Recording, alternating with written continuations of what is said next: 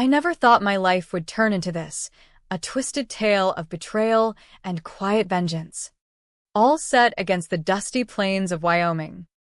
My name's Jack Harlan, and for 14 years, I poured my soul into Harlan Logistics, a sprawling freight empire based out of Cheyenne. We handled everything from cattle shipments to oil rig parts, keeping the arteries of the American West pumping. I wasn't just any employee, I was the backbone, the guy who built the digital nerve center from scratch. Picture me in my cluttered office, surrounded by humming servers, coding through the night while coyotes howled outside. I loved it, the invisible power, the satisfaction of fixing glitches before dawn broke over the Rockies. But inside, doubts gnawed at me. Was I just a cog in their machine? Every late-night fix, every crisis averted. And what did I get? A nod. Maybe. Or nothing at all. I remember the day we lost a major contract to a cyber glitch. I pulled an all-nighter, rewriting protocols on the fly. By morning, everything hummed again. No thanks from the top brass. Just silence. It built up, that resentment, like a storm cloud over the prairie. I told myself it was fine. I was loyal, dependable. But deep down, I questioned if loyalty ever paid off. Then Brett Lawson showed up, fresh from some Ivy League MBA. With his polished boots and city slicker charm, he waltzed in as COO like he owned the place. He talked big about modernizing our operations, throwing around words like scalability and efficiency as if our tried-and-true systems were relics from the gold rush era.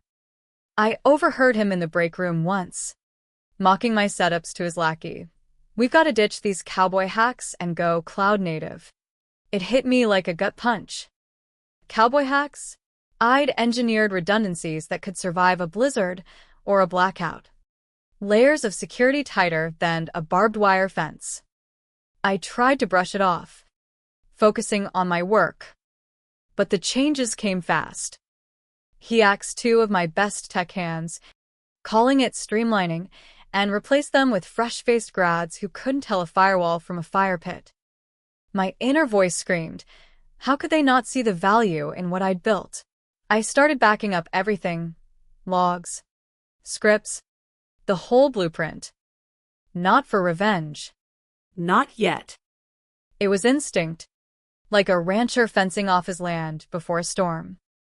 And there was my old failsafe script, buried deep in the code. I'd written it years ago after a near-disastrous hack that almost tanked our Union Pacific deal. It wasn't destructive. It locked things down, rerouting access through a behavioral key only I could match, my typing patterns, command rhythms, like a digital fingerprint. One Friday afternoon, as the sun dipped low over the Laramie Mountains, my access card beeped denial at the server room door. My heart sank. There was Sarah from HR, clipboard in hand, her face a mask of forced sympathy. Jack, let's talk.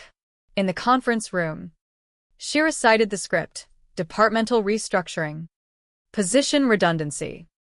I stared past her, my mind racing. How could they do this? After all I'd sacrificed, missed family dinners, even my sister's wedding because of a system crash. Brett watched from his office, hands in pockets, like I was yesterday's news. He sauntered in afterward, clapping my shoulder like we were pals. This isn't personal, Jack. We need visionaries who can scale. Visionaries? I wanted to shout that I'd scaled this company from a mom-and-pop outfit to a regional powerhouse. But I stayed silent, packing my box with a faded company mug and an old photo of the team. Walking out, I paused at the server room window. Those blinking lights, they'd been my companions. Loyal when people weren't. Inside, turmoil churned, betrayal stung. But worse was the erasure of my legacy. At home in my modest ranch house on the outskirts, I didn't rage. I descended to the basement, fired up my personal rig, and stared at the screen. The script was there, untouched for years. My fingers hovered. Was this justice or pettiness? I thought of my ex-wife. How the job had cost me our marriage, nights alone while I debugged. They saw me as expendable. Fine. Let's see them function without the ghost. I ran the script. No explosions. Just a quiet shift. The system locked. Access paths encrypted to my patterns alone. I leaned back. A wave of grief washing over me. 14 years. Reduced to this. But in that moment, the silence felt like power. Monday morning, I imagined the chaos. While I sipped coffee on my porch, watching antelope graze, the office would be in panic. Logins failing. Dashboards frozen but online like a locked barn with the horses inside. Clients calling about stalled shipments. Partners threatening lawsuits. Brett would bluff his way through. But deep down, he'd realized the hole he dug. As the days blurred, my mind became a battlefield of conflicting emotions. Guilt crept in had I gone too far, but then I'd remember the cardboard box, the indifferent stares, and anger would surge back, hot and unyielding. I pictured Brett pacing his office, his perfect world crumbling like dry Wyoming soil. By now, the IT team would be scrambling. Resetting servers in Vine. The script wasn't malware, it was a safeguard. Legal under our old policies I'd drafted myself. No data destroyed. Just access denied, a fortress protecting itself from intruders. Even if those intruders were the bosses. My phone buzzed relentlessly. Voicemails from Sarah. Jack. We need your expertise. Call us. I deleted them. But each one stirred doubt. What if innocent folks suffered? The truckers relying on our routes. The families depending on paychecks. I paced my living room, arguing with myself. You're not the villain here. Jack. They fired you without warning. After years of loyalty. But was revenge worth the collateral? I sat by the window, staring at the endless horizon, feeling the weight of isolation. The West teaches you self-reliance, but it also amplifies loneliness. Tuesday brought more calls. This time, from Brett himself. His voice cracked slightly. Hey, Jack. No hard feelings, right? We've hit a snag with the old systems. Your insight would be gold. Gold? Now I was valuable? Hypocrisy burned in my chest. I didn't respond. Instead, I drove out to the Badlands, the wind whipping through my truck windows. Out there, amid red rock formations, I confronted my inner storm. Why did this hurt so much? Because I'd given everything, my youth, my passion, to a place that saw me as replaceable. The script was my last stand, a way to force them to acknowledge me. Back home, I checked my off-site logs. Attempts to breach. Failed. Failed. Locked. A small satisfaction bloomed, but it was laced with sorrow. I thought of my father, a ranch hand who'd taught me integrity. Never burn bridges. But don't let him walk all over you. Was this burning or defending? The conflict tore at me, sleep evading as I replayed memories, building the first server rack in a dusty warehouse, celebrating milestones alone with a beer. Wednesday, an email from the CEO. Harlan Grant. Jack. We're in a bind. Let's discuss terms for your return. Terms? Now they negotiated. My heart raced, vindication mixed with pity. I imagined the boardroom frenzy. Lawyers poring over contracts, realizing my setup was airtight. No legal loophole to sue me through. In Wyoming, Labor laws favor at-will employment, but my script was documented as a security measure, not sabotage. I met with a local attorney friend over coffee in town. "You're clean?" Jack, he said. They can't pin malice. It's their fault for not auditing. Relief washed over me. But so did empathy. Harlan wasn't evil. He was detached, focused on profits over people. Brett, though his arrogance had sparked this. Inner voices clashed. Forgive? Or let them learn? I chose the latter. For now. Thursday. A consultant's SUV pulled into the lot. I knew from a buddy still inside. Victor Kane, a hotshot from Silicon Valley, flown in to crack the code. I pictured him probing my architecture, admiring its elegance before hitting the wall. "This is genius," he'd say. Behavioral off, untouchable, and Brett's face falling. My mind swirled with scenarios, the company grinding to a halt, shipments delayed, stocks dipping. Guilt intensified, families affected, dreams deferred. Was my pain worth theirs? That night, under a starlit sky, I wrestled deepest. Why cling to bitterness? The West is about second chances, wide open spaces for renewal. But betrayal lingered, a thorn in my soul. I recalled my divorce. Work had consumed me, leaving her alone. Harlan Logistics had taken more than time. It stole pieces of me. The script was reclamation, forcing visibility. Friday. Another voicemail from Brett. Desperate. "Jack. Name your price. We need you." Price? It wasn't about money. It was respect. I sat in my basement, screen glowing, fingers itching to unlock remotely. But no, let them stew. Inner turmoil peaked. Am I becoming what I hate? Cold? Uncaring? Tears came then, rare for a stoic like me. 14 years. Erased. But in that vulnerability, seeds of humanity sprouted. Maybe this could end with healing, not destruction. The emotional torrent inside me grew fiercer, like a Wyoming wildfire fed by dry winds. Guilt and anger intertwined, each feeding the other until I could barely breathe. I'd check news snippets. Harlan Logistics stock tumbling. Client fleeing. Internal crisis cripples Western freight giant. My doing. Pride flickered, but shame doused it. How many lives disrupted, truckers idled, suppliers unpaid. I envisioned families at dinner tables, worrying over bills. Was my vengeance poisoning innocence? Brett's calls turned pleading. "Jack, this is bigger than us. People are hurting." Hypocrite, he'd hurt me without a thought. But his words pierced. Am I no better? I drove to the Platte River, skipping stones into the current, my mind a whirlpool. Memories flooded, mentoring young techs, sharing laughs over code bugs. Those bonds severed by one decision.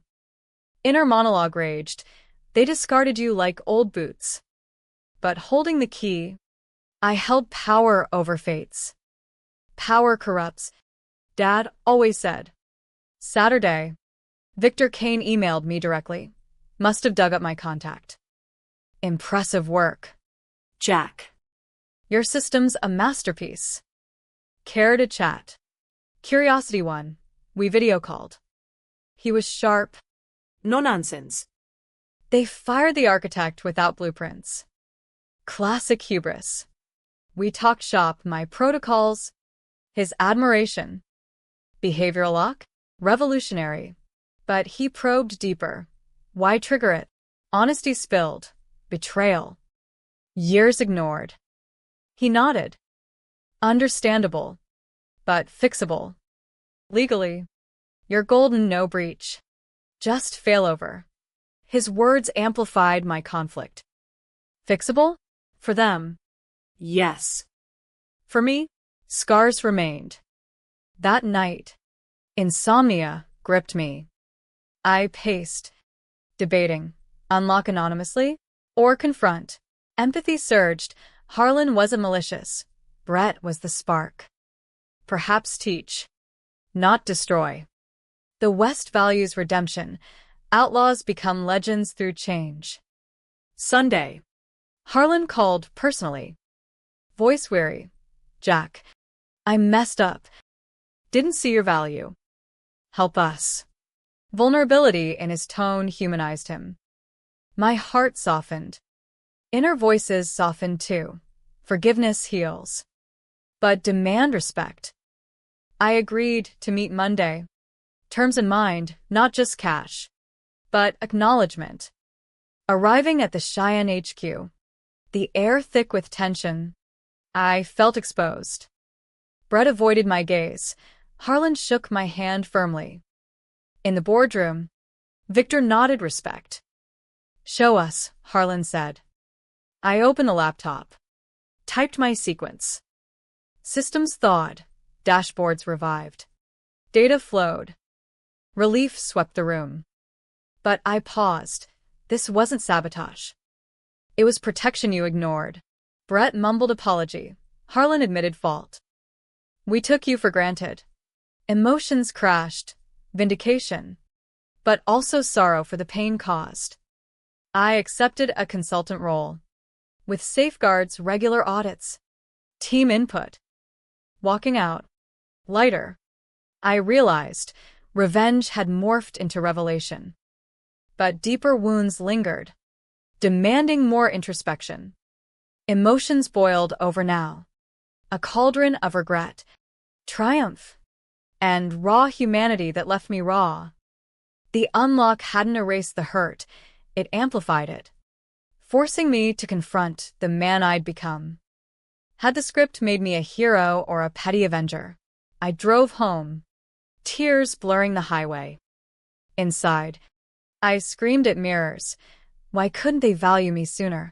But mirrors reflected truth. My isolation was partly self-made, burying myself in code to avoid real connections. Calls from old colleagues poured in. Thanks, Jack. you saved us. Gratitude stung. Where was it before? Brett emailed. I was wrong. Arrogant. Learn my lesson.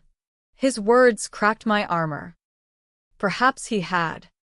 Inner turmoil peaked. Hold grudges. Or release. The West's vastness whispered release. Horizons heal. Tuesday. I consulted at HQ. Training successors. Watching eager faces. I felt purpose renew. But sessions unearthed pain. Explaining my script, I relived the betrayal. This lock saved you from hacks, I said. Harlan nodded, and taught us humility. Conversations deepened. Brett confessed pressures from above. His own insecurities. Humanity emerged. He wasn't a monster. Just flawed. Nights brought dreams of locked doors, symbolizing my heart. Waking, I journal. Forgiveness isn't weakness, it's strength. Empathy for their panic mirrored mine during firing. We were all human, chasing validation. Wednesday, a company-wide meeting. Harlan publicly apologized. Jack's irreplaceable. We aired. Applause thundered. Tears welled, acknowledgement. Finally, Brett shook my hand. Thanks for the second chance. I replied. We all deserve one. Emotions overwhelmed. Joy. Laced with lingering ache. By week's end. I de forjar bunts aneu. But the lesson burned. Value people before crises. My inner peace grew. Scars fading into wisdom. The emotional crescendo hit like a thunderclap, leaving me shattered yet whole. Every fiber vibrating with profound insight. Regret for the pain I'd caused mingled with cathartic release. But now, compassion dominated. I saw clearly. My revenge had been a cry for recognition, but the true victory was in mercy. At a staff barbecue, Harlan's idea, I mingled under Wyoming stars. Laughter echoed. Brett shared stories humbly. I was blind, he admitted privately. You built this family. Tears choked me. Family? Yes. We'd become one through trial. Inner reflections deepened. Life's not about locks, but openings. I'd locked them out to force entry into my worth. Now. Unlocked. We thrived. Harlan offered partnership. I accepted, with clauses ensuring equity. Months later, systems hummed, fortified by collaboration. My marriage, rekindling with my ex, admitting faults. The script, retired, a relic of growth. The lesson, gentle yet profound, loyalty blooms from respect. In the West's embrace, I found redemption, not in vengeance, but in humanity's shared frailty. Peace settled. Emotions transformed from storm to serene dawn.